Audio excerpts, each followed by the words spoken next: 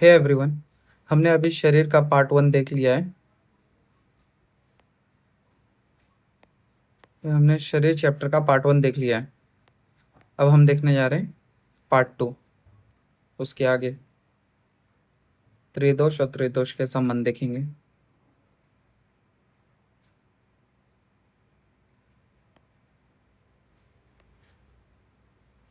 ठीक है, त्रिगुण और त्रिदोष का संबंध देखना है अभी।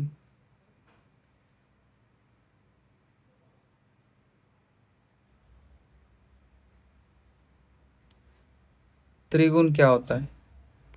सत्व, रज, तम। सत्व, रज, तम, ये 3 गुण के किधर होते हैं? मन के अंदर होते हैं, मानस रोग होते हैं। ठीक है। रज क्या होता है? वात वात प्रधान होता है। सत्व पित्त प्रधान होता है। तम कफ प्रधान होता है। वात रज प्रधान, पित्त सत्व प्रधान, कफ तम प्रधान। देखो, रज जो होता है ये क्या कराता है? क्रिया कराता है, अपने क्रियाशीलता होती है, इसके अंदर स्फूर्ति होती है, कर्मण्यता होता है। मतलब सीधी सी बात है, वात क्या करता है? वात मूवमेंट कराता है बॉडी के अंदर।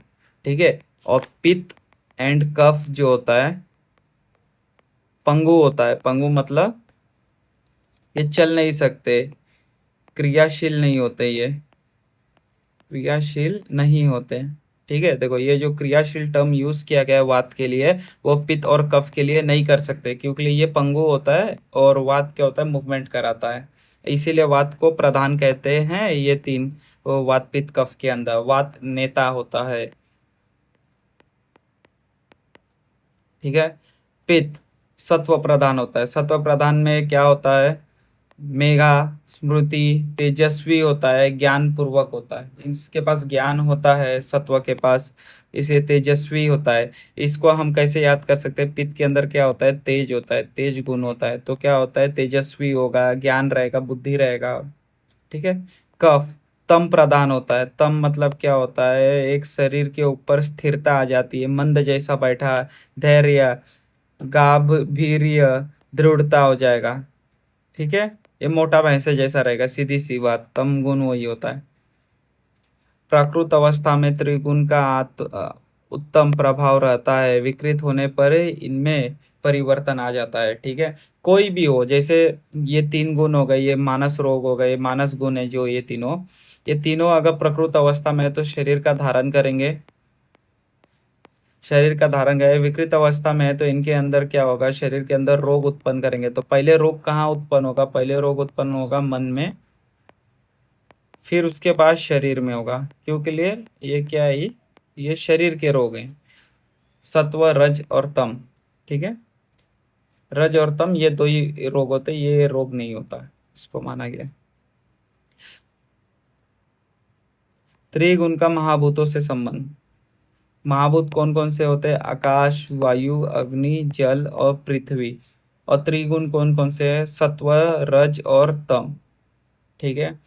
आकाश क्या? आकाश महाभूत में सत्व बहुल होता है, प्रधान होता है। वायु के अंदर होता है रज बहुल होता है।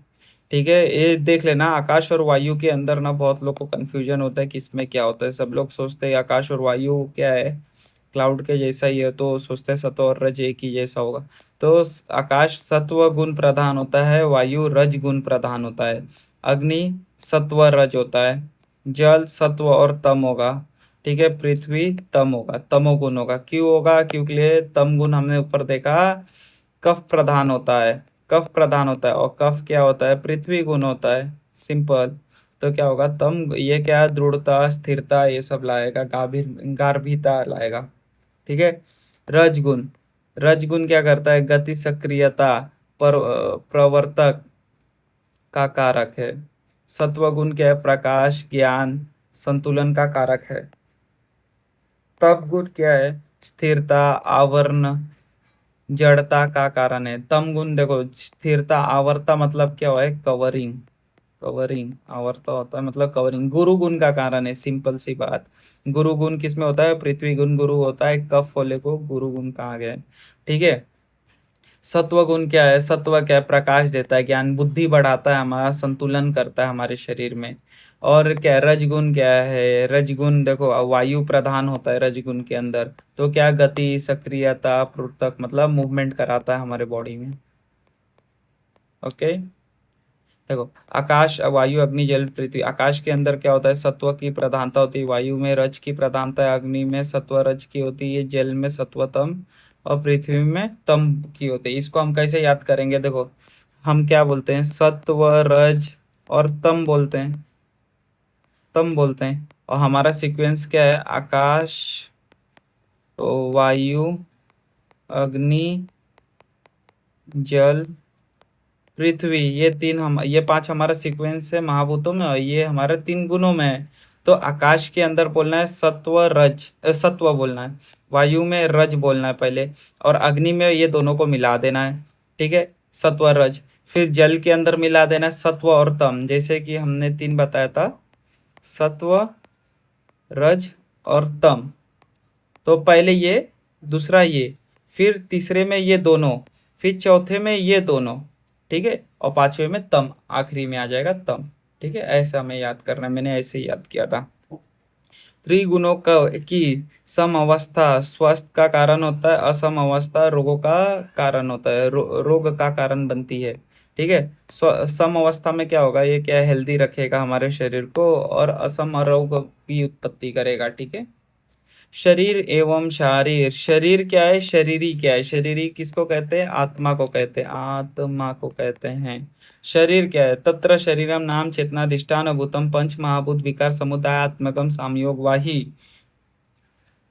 तत्र शरीरम नाम चेतनाधिष्ठान भूतम। शरीर चेतना एवं आत्मा का आश्रय है, तथा पंच महाभूत विकार जैसे दोष धातु मल का समुदाय है, उसे शरीर कहते हैं। ठीक है, पंच महाभूत शरीर इति समवाय पुरुष इति, अर्थात पंच महाभूत एवं आत्मा शरीर के समवाय संयोग को पुरुष कहते हैं। देखो जिसके अंदर पंच महाभूत, जिसमें आकाश, वायु, अग्नि, जल, पृथ्वी और आत्मा का समवाय संबंध से रहना, आश्रय आश्रय भाव से रहने को शरीरी कहते हैं। शरीरम अस्य अस्तिति शरीरम, शरीरी आश्रय है, शरीरी आत्मा आश्रय एवं चेतना प्रदान थे। मैं पहले बताया है, आश्रय आश्रय भाव से जो पंच महाभूत और आत्मा रहते हैं उसे शरीरी कहते हैं। और शरीर उसमें कहते हैं जिसके अंदर चेतना होती है, जिसके अंदर आत्मा आश्रय रहता है, पंच महाभूत विकार जिसे दोष धातु मल का समुदाय उसमें प्रदान होता है, जो सम अवस्था में होती है तो आरोग्य का कारण होती है, विषम अवस्था में रोग का कारण होती है। ठीक है,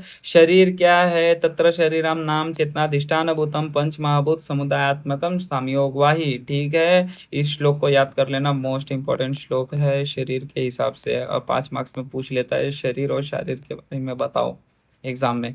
पुरुष एवं उसका वर्गीकरण, पुरुष एवं उसका वर्गीकरण। पुरुष की परिभाषाएं पहले देखो। पुरु आत्मा यत्र शेते असो पुरुषः, जहाँ आत्मा निवास करे वह पुरुष है। पुरुष मतलब क्या होता है मालूम है? जिसके ऊपर हम ट्रीटमेंट कर सकते हैं,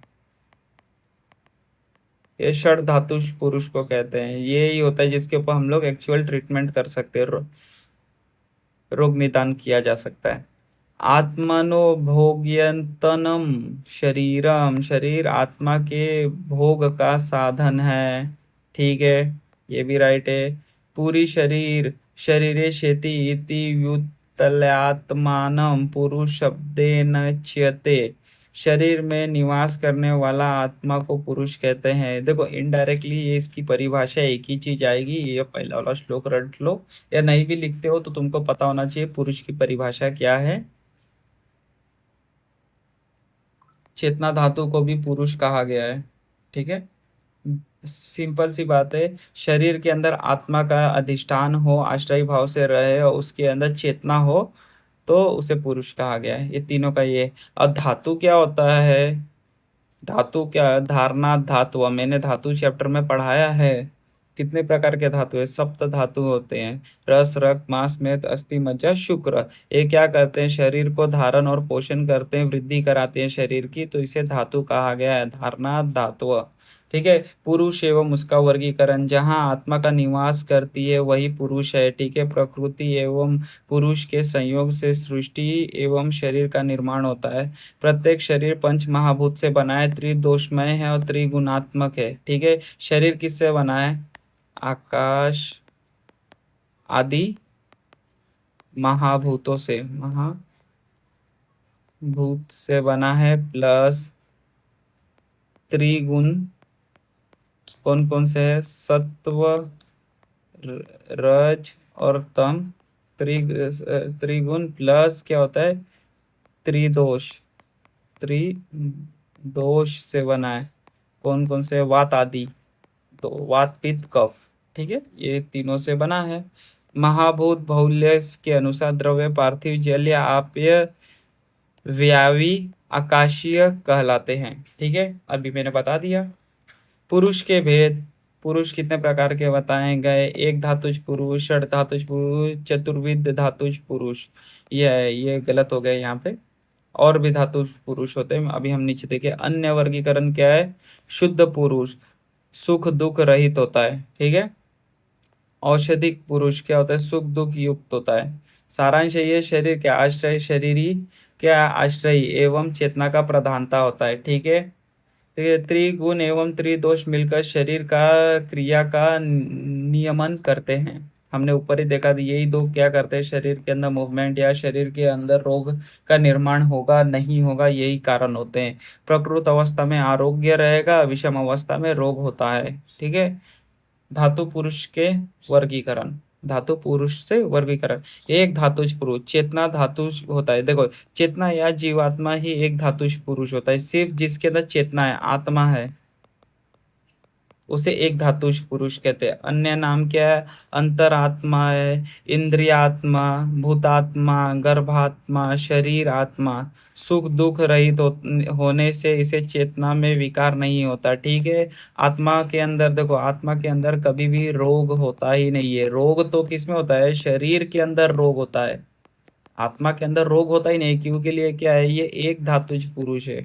ये सिर्फ क्या है? आत्मा है, इसके अंदर सिर्फ चेतना होती है, चेतना। इसलिए ये क्या होता है? सुख दुख रहित होता है, रहित होता है। ठीक है। दो धातुज पुरुष। दो धातुज क्या होता है? अग्नि और सोम। अग्नि और सोम को दो ही धातुज पुरुष कहा गया है। अग्नि क्या हो गया? तेज महाभूत हो गया, और सोम क्या हो गया? जल महाभूत हो गया, जलीय आप्य महाभूत हो गया। ठीक है। देखो, त्रैज्ञ शरीर प्लस आत्मा, अग्नि सोमात्मक, अग्नि एवं सोम प्रधान स्वरूप होगा। शुक्र सोम में होता है, आर्तव आग्नेय गुण होता है। मानव शरीर आग्नेय सोमात्मक होते हैं। ठीक है, आग्नेय सोमात्मक होते हैं। ठीक है। जैसे हमारे अंदर स्पर्म के अंदर क्या होता है? सौम्य गुण प्रधान होता है, गुण रहता है। और क्या होता है? मेंस्ट्रुअल फ्लूइड क्या होता है? अग्नेय प्रधान होता है। अब मैं बताता हूँ ये अग्नेय प्रधान क्यों होता है मेंस्ट्रुअल फ्लूइड। इसके अंदर क्या होता है? ब्लीडिंग होता है। ब्लड क्या है?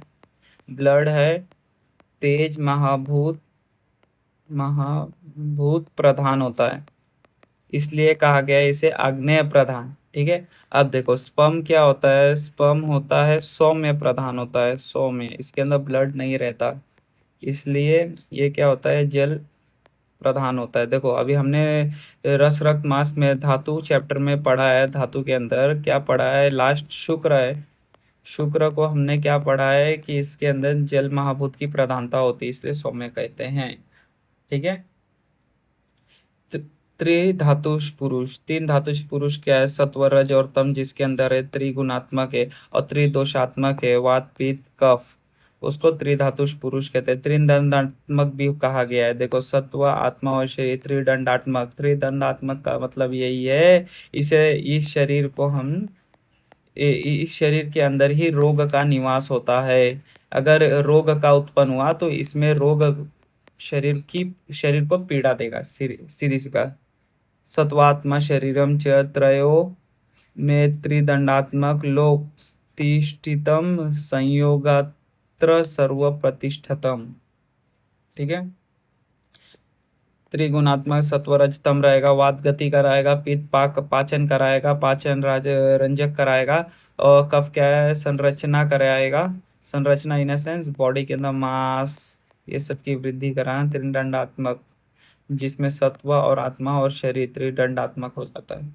तो कभी कभी पूछ लेता है त्रिदंडात्मक में, तो बताना है सत्व आत्मा और पुरुष को त्रिदंडात्मक शरीर कहते हैं। ठीक है। पंच महाभूत पुरुष के आकाश वायु अग्नि जल पृथ्वी से निर्मित पुरुष को पंच महाभूत कहते हैं। ठीक है। षड धातुष पुरुष किसे कहते हैं? पंच महाभूत शरीर शरीर समवाय पुरुष इति उच्यते। ठीक है। देखो, मात्रज पित्रज आत्मा सात्वज रसज और सत्वज, ये षड भाव होते हैं। इस भाव को याद रखना। कितने प्रकार के भाव होते हैं? 6 प्रकार के भाव होते हैं। आप अभी ऐना में पढ़ोगे, ये मात्रज भाव है, जैसे सी सीरा स्नायु स्नायु ये सब क्या होता है? मात्रज भाव होते हैं। पित्रज भाव गए तो अस्थि ये सब पित्रज भाव होते हैं। तो यहाँ पे एना में पढ़ोगे तो मात्रज पित्रज ये सारे भाव को याद है। षड धातुष पुरुष क्या होता है? कंप्लीट पंच महाभूत पुरुष होता है, उसके अंदर सिर्फ आत्मा आ जाती है। इसी के अंदर क्या होता है? रोग का निवास होता है। अगर विकृत अवस्था हो गया या कुछ भी हो जाता है तो रोग उत्पन्न हो जाता है शरीर के अंदर। तो ये षड धातुष पुरुष के अंदर हम चिकित्सा करते हैं। यही कर्म पुरुष और चिकित्सा पुरुष भी कहते हैं। देखो यहाँ लिखा है ना चिकित्सा पुरुष, इसी के हम चिकित्सा करते हैं। तो षड धातुष पुरुष ही कर्म पुरुष और चिकित्सा पुरुष कहलाता है। धातु भेद के अनुसार पुरुष को 1 से 6 धातु तक वर्गीकृत किया गया है। षड धातुष पुरुष ही कर्म पुरुष एवं चिकित्सा पुरुष कहलाता है।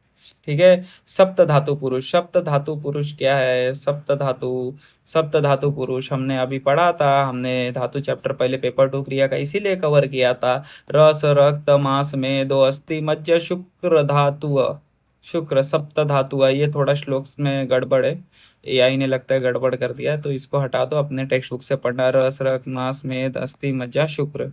ठीक है। रस रक्त मांस में अस्थि मज्जा शुक्र। द्वा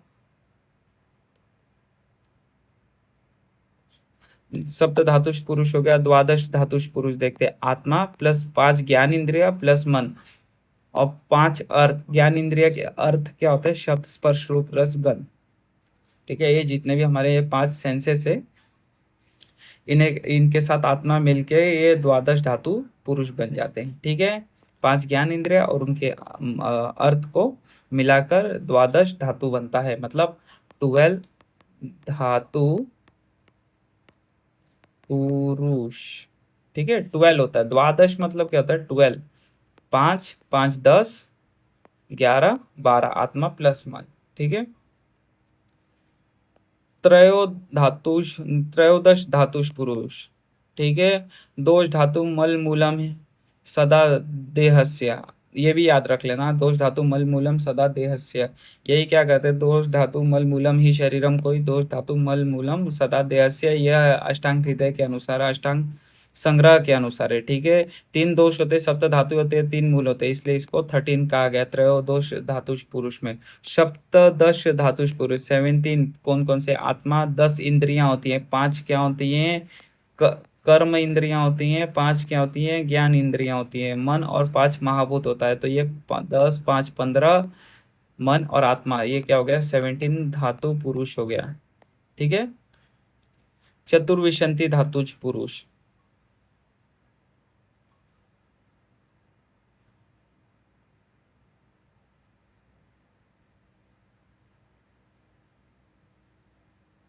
चतुर्विशंति धातुष पुरुष में देखो कितना होता है। एक सेकेंड।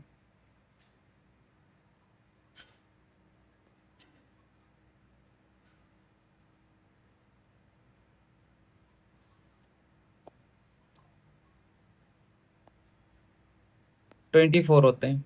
ठीक है। मन प्लस 5 10 इंद्रियां, 5 कर्म इंद्रियां, 5 ज्ञान इंद्रियां। ठीक है। और उसके अर्थ क्या है? शब्द स्पर्श रूप रस गंध और अष्ट प्रकृति। अष्ट प्रकृति के अंदर क्या? अव्यक्त महत अहंकार और पंचतन मात्राएं होती है। शब्द स्पर्श रूप रस गंध ये क्या होती है? पंचतन मात्राएं होती हैं। उन्हीं से क्या बनता है? महाभूत बनता है। स्थूल महाभूत का निर्माण होता है। ठीक है। इसे शरीर पुरुष कहा जाता है। ये सॉरी, इसे राशि पुरुष कहा जाता है। चतुर्विशंति पुरुष को क्या कहते हैं? राशि पुरुष कहते हैं। ये आपको आ सकता है एमसीक्यू में, इसे मोस्ट इंपॉर्टेंट है। हाँ भाई, राशि पुरुष किसको कहते हैं? हमारे इधर बच्चे ना सबसे यही पूछते हैं, राशि पुरुष बता, बहुत पढ़ लिया है ना, तू बता अब राशि पुरुष किससे कहते हैं? तो कोई जल्दी बता नहीं पाता है, तो ये याद रख लेना। 24 वाले को क्या चतुर्विशंति कहते हैं? राशि पुरुष कहते हैं। इसमें कहते हैं मन 10 ज्ञान इंद्रियां आती हैं, कर्म इंद्रियां 5 ज्ञान इंद्रियां हो जाती हैं, 5 अर्थ होते हैं, अष्ट प्रकृति होती है। ठीक है। पंचविंशति पुरुष 25, 25 तत्व क्या होता है? चतुर्विशंति तत्व प्लस आत्मा, पंचविंशति पुरुष पूरा कंप्लीट। चतुर्विशंति देखो, मन 10 इंद्रियाएं 5 अर्थ अष्ट प्रकृति प्लस आत्मा कर लो, आत्मा, ये क्या हो जाएगा? 25 पुरुष हो जाएंगे, धातु पुरुष हो जाएंगी। ठीक है। आत्मा के संयोग से चेतना प्राप्त होती है। आयुर्वेद में षड धातु पुरुष को ही कर्म पुरुष और चिकित्सा पुरुष माना गया है, इसी की चिकित्सा की जाती है। निष्कर्ष यही है, सिंपल सी बात है। आप पढ़ तो सब लोगे, पंचविंशति, चतुर्विशंति, सप्त धातुष पुरुष पढ़ लोगे, त्रयोदश धातुष पुरुष पढ़ लोगे, द्वादश पढ़ोगे, सप्त धातु हो गया, षड धातु पुरुष ही को कहा जाता है चिकित्सा पुरुष, और क्या कर्म पुरुष कहा जाता है। पंच महाभूत धातु पढ़ लोगे, पंच धातु पढ़ लोगे, त्रिधातु पढ़ लोगे, द्वा धातु पढ़ लोगे, दो धातु, एक धातु पढ़ लोगे। मगर हम तो चिकित्सा किसकी करते हैं? षड धातु की करते हैं। तो षड धातु पुरुष को ही क्या कहते हैं? चिकित्सा पुरुष भी कहते हैं। इस चीज को याद रख लेना। कर्म पुरुष भी कहते हैं, क्योंकि वही हम, मेरे शरीर को ही षड धातु पुरुष कहा जाता है, क्योंकि मेरा शरीर पंच महाभूत से बना है और मेरे अंदर आत्मा है। तो मेरे ऊपर ही चिकित्सा होगा, मेरे अंदर ही रोग होगा, आरोग्य में ही होगा। ठीक है। अभी हमने यहाँ पे क्या पढ़ा था? राशि, राशि पुरुष किसको कहते हैं? चतुर्विशंति पुरुष को राशि पुरुष कहते हैं। 24 धातु पुरुष जो होते हैं उसे ही राशि पुरुष कहा जाता है। ठीक है। Thank you. यहाँ यहीं पे हमारा ये चैप्टर कंप्लीट होता है।